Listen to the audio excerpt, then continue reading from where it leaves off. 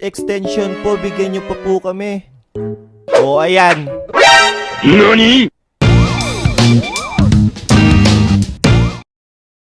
Iba't ibang uri ng estudyante no nag-aaral pa ako. The Guitarist. Ito yung estudyante na mahilig magdala ng gitara. Aba, malamang alangan namang piano. Gitarista nga, diba? NANI?! Yung umulan man o umaraw, laging may dalang gitara no? Cool daw kasi tignan. Yung akala mo laging mayaharanahin. Nang ika'y ibigin ko. Ang puro alam lang naman tugtugin puro intro. Tenenen, ten tenenen, tenenen, ten tenenen, tenenen, tew tew tew.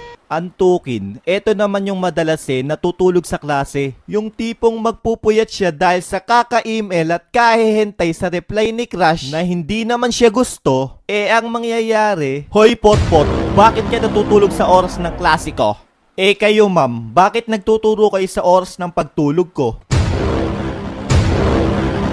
Labas! Boy Lamon. Ito naman yung estudyanteng mahilig kumain sa loob ng klase. Yung akala mo hindi naaabutan ng break time, no? Yung tamang tago lang sa likod ng kaklase. Tapos pag tumalikod lang saglit si teacher biglang, Nyam! Boy, mamigay ka naman. O ayan.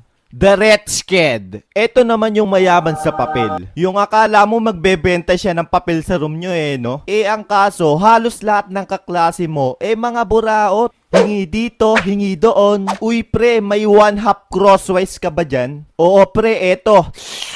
Yeah. Boy gulo. Ito naman yung... Siya yung laging magulo sa klase at madalas napapatawag magulang. Nay, pinatawag ko ho kayo kasi etong anak nyo sobrang pasaway sa klase. Ma'am, pasaway din naman po ito sa bahay Pinatawag ko ba kayo? NANI?! Hehe, kayo, anong kaklase meron kayo? Abangan nyo part 2.